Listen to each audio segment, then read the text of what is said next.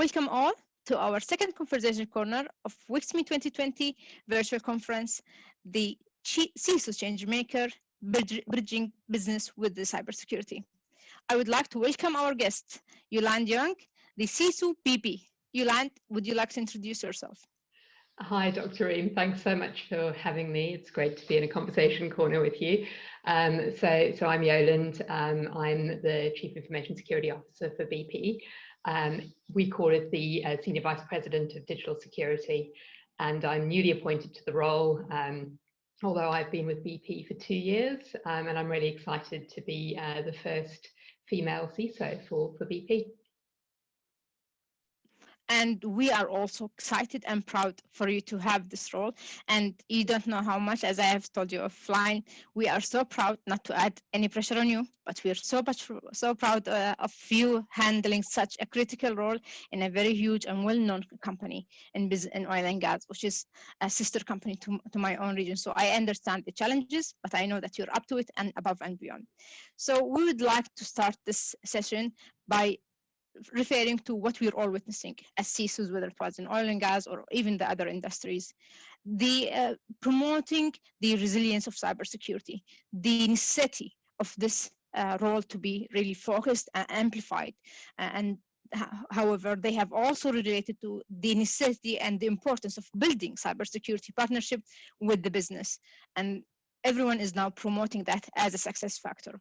Why is it all of a sudden everyone is focusing on such promoting these as success factors? What has changed, Yolande?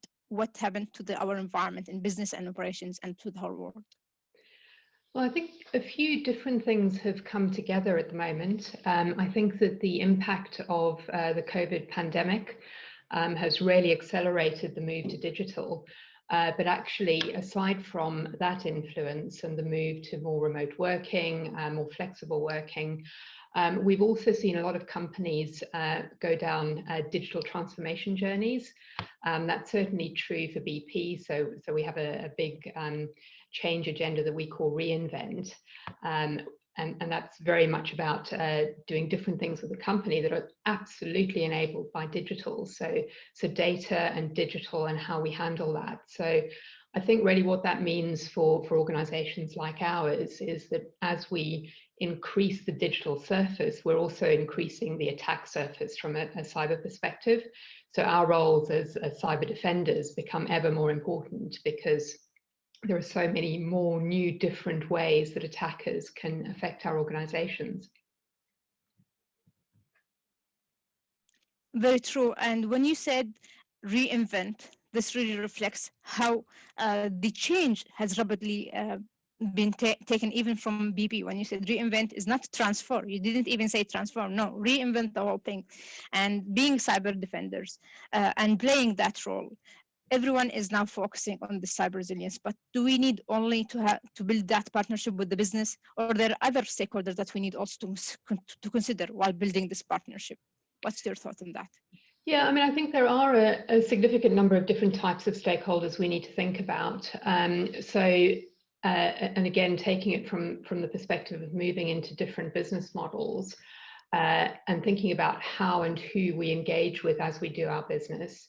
And also the coming back to that technology point, and as we adopt new and different technologies. So if you think about the Internet of Things and how that comes into the way we do business and the way we do remote operations, for instance, that becomes more and more important for us. So just thinking to your question on the stakeholders, and I'm also interested in your own views on where you have the most successful internal stakeholder relationships and any tips that you've got for me on that. But you know, the way I think of it, we have the different enabling functions in our business. So our colleagues in legal, for example.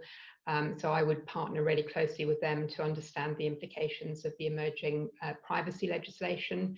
If you look at different countries, of course, we operate quite globally. And if you look at different jurisdictions and their emerging cyber legislation, so both from pure cyber, so cyber defense and protection of critical national infrastructure, but also privacy regulation and how that would influence how we hold and transfer and process data. So we really need to understand that well and partner with the experts in legal.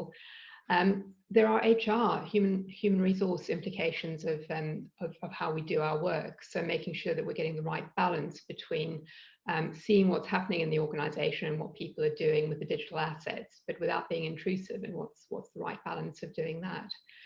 And then I guess more broadly, given the type of industry that we work in and the safety implications of a major cyber event, it's really important for us to work with governments and to collaborate with other organizations within the industry to understand what the threats look like at any given point in time, so that we're not just responding on a what I would call a sort of academic footing. So we would of course take the best practice and implement it in our organizations. But actually, I mean, you know as well as I do just how quickly things move in cyber. So having the most contemporary information and the best threat intelligence is what's really going to make us powerful in the work that we do. And I think that that's all about collaboration. And I think that, you know, networks like this one that you've just done such an amazing job of mobilizing are just really, really important, because we're just stronger together. And that's what I enjoy about the work that I do. I couldn't agree more, Yolandi. When you said that we need to collaborate in our cybersecurity operations, and we need to have that actually that will impact even our operations. I have witnessed it from our own role, that we're stronger together in actions. Just being able to build that trust connection of a network within our peers in the industry, or within even the governments that you have said, is giving us one step ahead of being aware of what's going on in our environment, whether it was regionally or even locally or around the globe. And building that sense of I got your back, no worries, I will be alarming you with the necessary technical details, rather than, you know, the impactful brand reputation. Is all about sharing IOCs, getting you ahead of time, being prepared of such threats. Having that, and where we really I have witnessed it in action, where it really impacted the performance in incident responding, or even in trying to be one step ahead. And I have heard it like years ago, before I witnessed such network, when they said we do need to be one step ahead from the attackers by being together. And that's the only way where we can be stronger together. They do collaborate with each other at the other side. We need, as good guys, to collaborate and be stronger. And really, this relates to our WiCSME, where our theme is to empower women and secure our communities together. We will never be able to do all of that.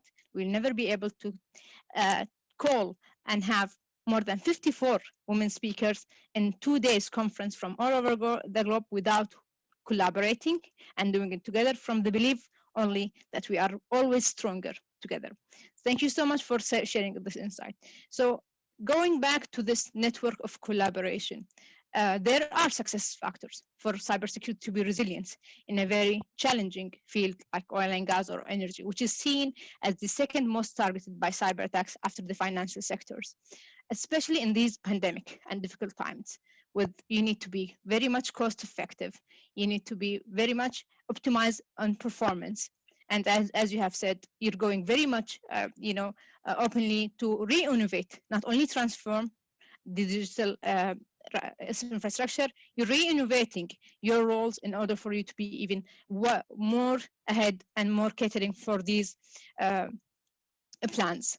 What are your thoughts when they said, I remember seeing a meme saying, for those who has planned 2020, guess what? Your plans didn't work out well. So having that said, and really what you have said about re-innovating and reinventing your roles and your operations, this puts a big burden on you as a CISO. What are the success factors, Yolandi, for you to be able to cater this objective and new goal strategy that your company is adopting? I love that question, and I'm not entirely sure how to answer it. I think for me, change is exciting, but I do recognize that many people find it destabilizing. So I think what I've learned through the process is to be kind and to be patient, and to recognize that colleagues will be somewhere different on the change journey, and they may be somewhere different on different days. So perhaps my practical advice would be to listen to hear rather than to respond, and try and really understand where your colleagues are coming from, rather than always trying to push your own agenda. Because I do think that the work that we do in cyber is about enabling the business. So it's protecting and enabling it, and therefore really understanding what the business objectives are and how they are changing and how they might be responding to world events or economic changes is very important. So I think the first advice would be to listen well, listen well. In terms of personal journeys and how to get past perhaps some of the challenges that we face, particularly as women in the workforce, but I think that all colleagues face difficulties at certain times. So I jotted down a couple of points earlier. One was believe in yourself, because, and it's easy to say, of course it's easy to say, but a very dear friend of mine once asked me, well, could anybody really do it better than you? And I thought, well, I actually don't know the answer to that. They might be able to, but that's a good perspective. I do have something to bring. I do have years of experience. I do have a perspective, and I do have passion. So I love my work. I love the company where I work, and that's quite a magic combination. So that in itself is a special thing. So believe in yourself and believe in the passion that you have and the passion that you bring to your work. Celebrate your successes. We've all had days where we've been into meetings that haven't gone well, or conversations or email exchanges that have not gone well, and we've come away and we've maybe felt that we haven't been valued or we haven't been heard. That's going to happen, and that's going to keep happening. My advice is move on. Put it to one side and move on. We can lose a lot of personal energy focusing on the negative. So I think particularly as I get older, I try and focus more on the positive, look at what's gone well and try and build on that. And be grateful for the work that my colleagues do, because I can't do this job on my own. I have an amazing team around me, male and female. They're a fantastic team, and I really value what they do for the company and what they do to support me. So I try to remember to show my appreciation and to be grateful for the support that I have. So maybe to sum it up, it's be positive, keep going, and focus on the victories, not the failures. Amazing. And celebrate your achievements, as well as acknowledgement and recognition.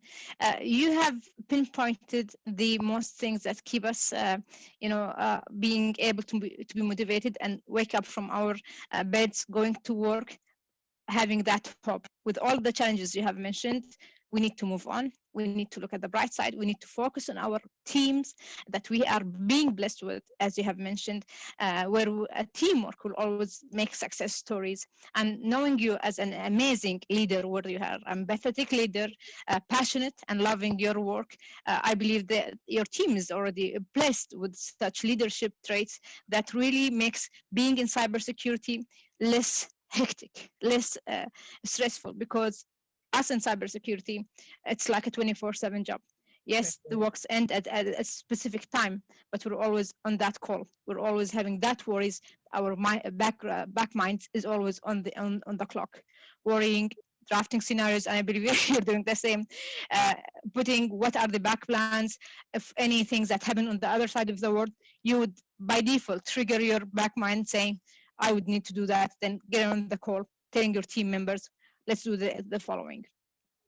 However, the magical success factor that you have stated, I say magical because it's really a combination not only of work and productivity, it has the human inside of it that really enriches and make it really enchantment and a success equation. It's really a equation that you can really have that, I won't say the balance word, because recently with yesterday's panel session with the ladies of empowerment, they told me, Reem, do not use the word of balance, it's integration. So what you have done here with merging the passionate and our human side and playing the role where it's very hectic, very stressful, but giving that integration very well, merging that and telling them, I do understand, I do appreciate. Let's not focus on the negative side and let's go over it.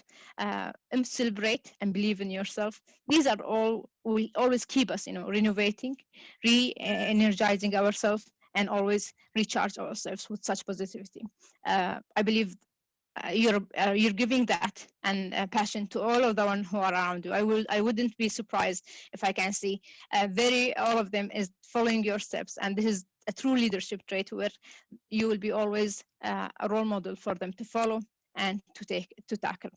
Thank you so much for sharing this success factor, because it's now resonating even with me in focusing more and saying I did miss that, I need to focus on that. But I did sense, like you, being passionate and being empathetic in this role is really enriching and adding value. And us as women really added this value because we are being having that risk appetite being injected into our mindset and our abilities, which enhances even our role of caring of our team members and making you even more special and qualified CISO. Saying that, and not to, forgetting the fact that you have an excellent CEO, where he has always shown in different interviews, in different workshops, and even forums that he cares about the people and he really sees them as high priority. He has always expressed and highlighted on the importance of cybersecurity when it comes to operations, although usually some executive wouldn't care more about cyber rather than the operation and the numbers and the figures. But he had shown that balance. What are the impacts of having such understanding, supportive leadership on your day-to-day job? What's the magic that you're sensing from that role of such a CEO? Well, I think that in an environment where people feel welcomed and valued, they're able to perform better.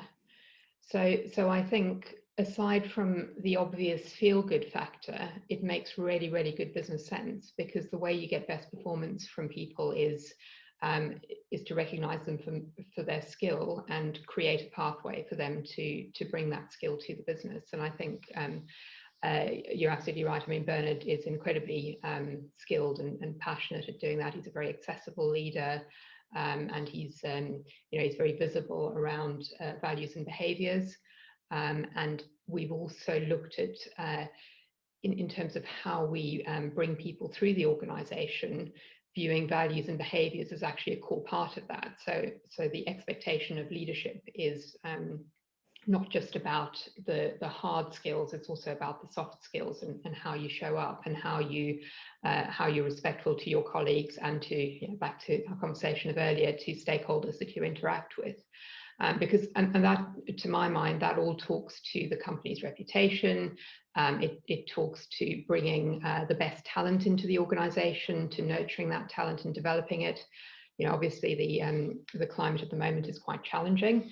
But even going through this difficult time, what I've seen in the time that I've been with BP and working with this particular leadership team is just an immense amount of focus on the people, and trying really, really hard to get it right, even when things aren't as easy as they could be in the environment.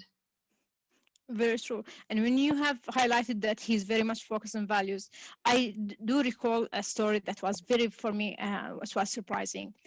Although he's in the executive leadership role, he came to know that one of the employees of BP had resigned, and in her justification saying, I have found that BP values conflicts with my internal values. For a CEO with all the operations and all the loads, he had requested to have an interview with her to understand what her values and how can it conflicts with BP. And he was very much concerned of resolving these values and even maybe impacting on BP alignment values with her and with the other employees and staff. And once he sat with her, he has also mentioned that he discussed it with her, and after a discussion, and communication, it always goes back to the communication. I believe you know that. It was he aligned with her very nicely, and she rejoined the work and now leading and producing and being able to elaborate and having that alignment with our internal values, with our work values, really make you even do more production, loving what you do and doing what you love.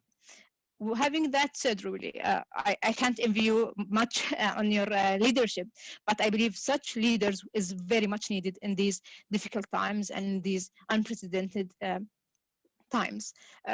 Having that also reflected, I would love to also touch on the basis when you have reflected on being able to focus on our people, being able to nurture and develop the people, skills, and talents. Uh, Doing that, do we only focus on the people, or it's like a full cycle of people process technology for cybersecurity to focus on in order to bring the full focus? We know that technologies are coming, and we know that we can utilize the shortage of people by investing in more technologies. What's your perspective when it comes to the process people and technology when you're looking at maintaining the skills, the talent, developing the capabilities of your business and operations? Yeah, you absolutely need all three. I completely agree with the point you make there. I mean, unfortunately, as you probably know all too well, I think the 2019 ISC Squared survey said that it's still only about 24% female workforce. So, you know, it would be great to see that change, because if you contrast that with, so I saw a statistic around the amount of discretionary spend that would be under control of women. So I think it was by 2028, women will control 75% of discretionary consumer spending. So trying to bring that balance so that the cybersecurity workforce matches what's happening in the world would be really great to see on the people side. On the process side, I would say that understanding the business processes really enables a cybersecurity professional to do their best work, because there is no, again, as I'm sure you'll identify with, particularly when there is cost pressure, we can't mitigate every cyber risk. We all want to, but we can't. We can't mitigate every single cyber risk that we face. So therefore, we need to position ourselves as best as we possibly can to make the right investments. So both in the technology and the new technology, but also in where we deploy our people and what we focus our work on. And if you don't understand the business process and how and what makes a company safe and profitable, you don't direct your work effectively. So I guess my advice on that would be to our colleagues to try and understand the environment that you're operating in and what those business processes look like, so that when you can't do it all, you do the bits that add the most value. Amazing. This is very true. Yeah, go ahead.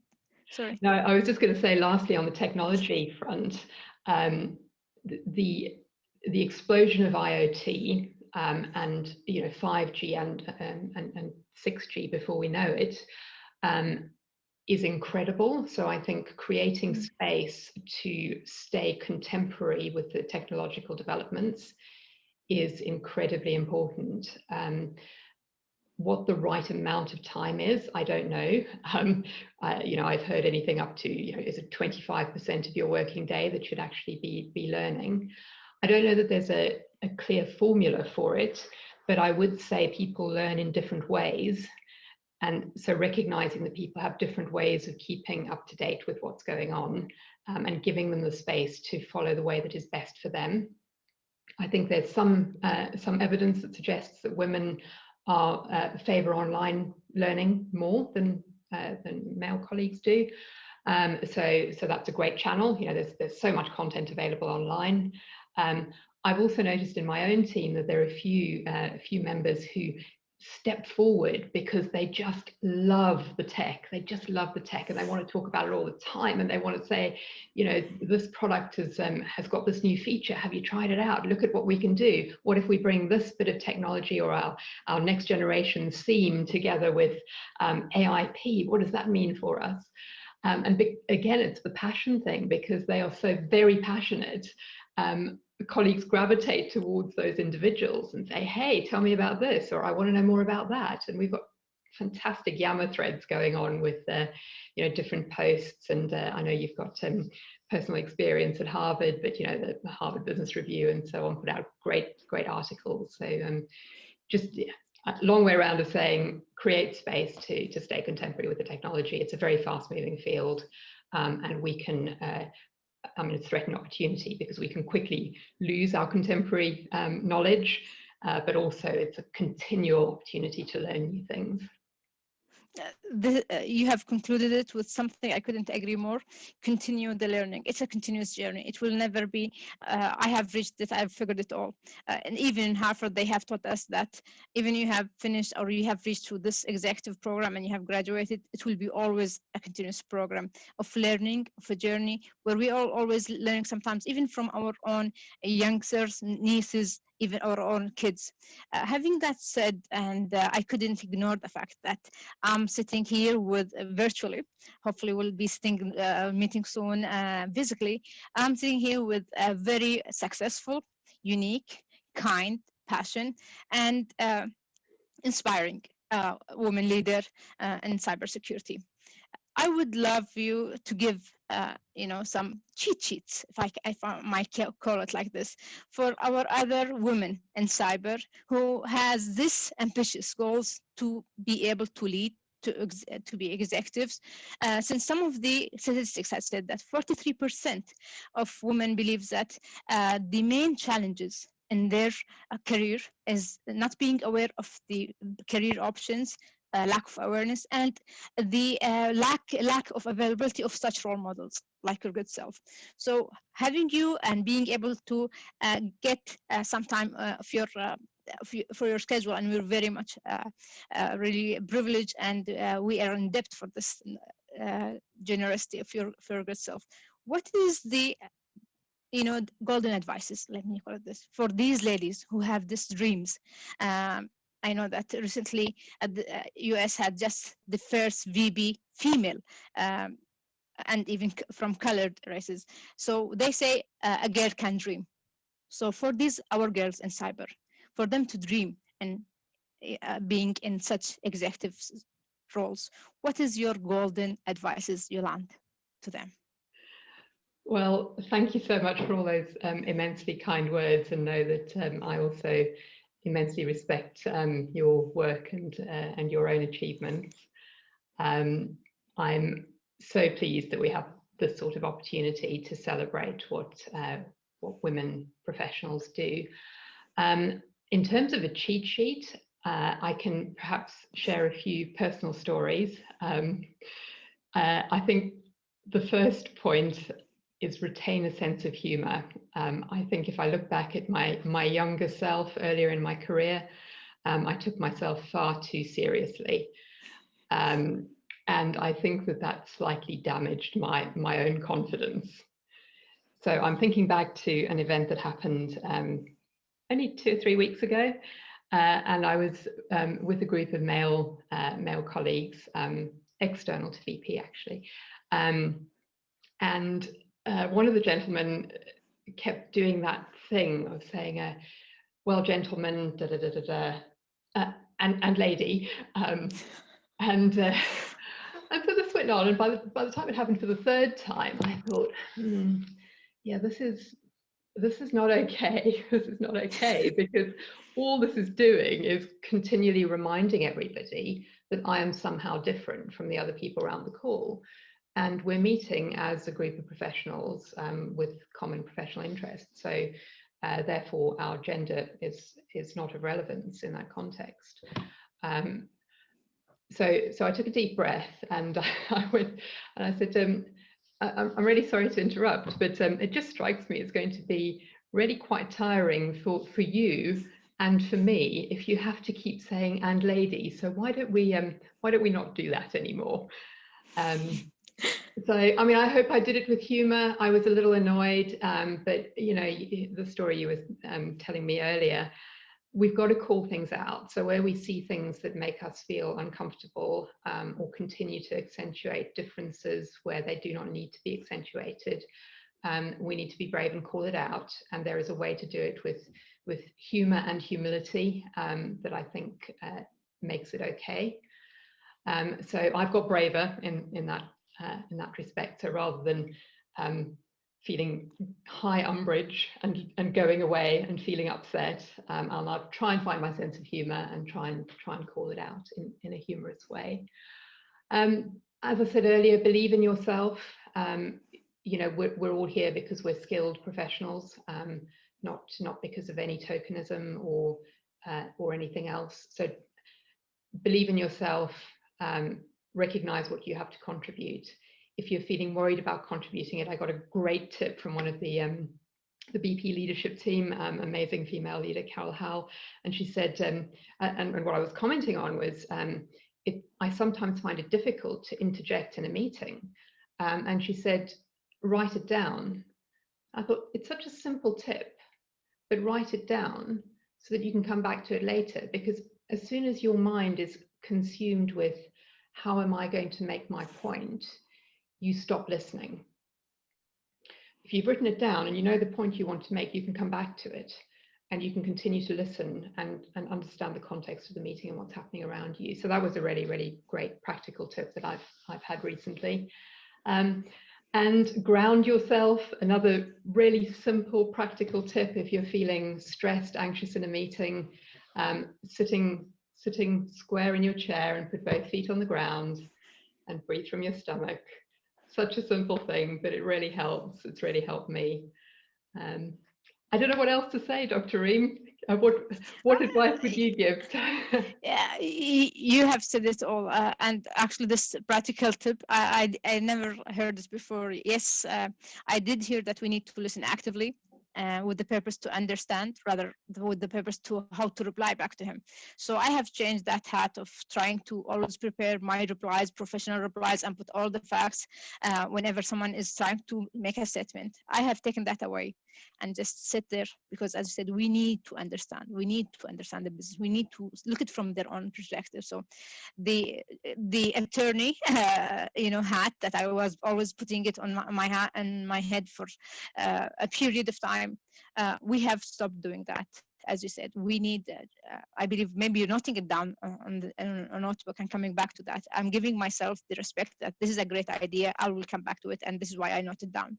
And there's a study always, also Yolandi saying, when you write things down, it will always resonate rather than only just listening. So even though you don't come back to it later, but it's like you have written it at the back of your mind. It's there. And this is another Harvard study. I think they have made us study very well in that course. So another thing that I really resonate with your good self is that you need always to ground. And you can do it by physical. Sometimes we reach to our friends, to our network, to our support network. This whole conference wouldn't have been able to be with this uniqueness of having, ladies from all over the globe, different colors, different cultures, different backgrounds. All of them came there because we have a great support network. We have other women cybersecurity groups who have responded to our sisterhood call, because we believe that we need to work together. We need to have like a united nation of women in cyber, uniting all of our groups all over the world to share these stories, what you have just shared with us, to stand for your, just express your unacceptance for any situation. Don't let it inside you, and it will eat up for yourself. Sharing this conversation with you and knowing how you're really managing to become the change maker, not only for PP, but for all of us who's hearing and listening to this conversation.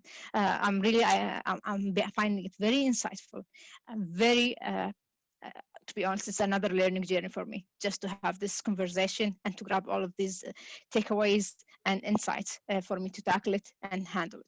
With this, I really thank you so much, Yolande, for your time, for your generosity, and for your support. May we see you thrive more, and we'll always cheer for you, and we'll always support and celebrate along, whether it's reachable and you're being heard, but be always sure that our hearts will always pray and celebrate with the achievement and celebration of any other woman in cyber. Our hearts will always rise, and when we rise, we all rise together. Thank you so much, Yolandi, for your time and your insights. Thank you for having me, Dr. Reem. It's been such a pleasure to be with you and see you again today. Thank you so much. The pleasure is all mine. It's always excellent and great to have enchanted chat with you. Thank you for your incitement, and thank you everyone for listening. I hope you really got enchanted, like Yurandi already enchanted me with her magic. I believe you have already been enchanted as well. May we all thrive and we may all rise together. Thank you.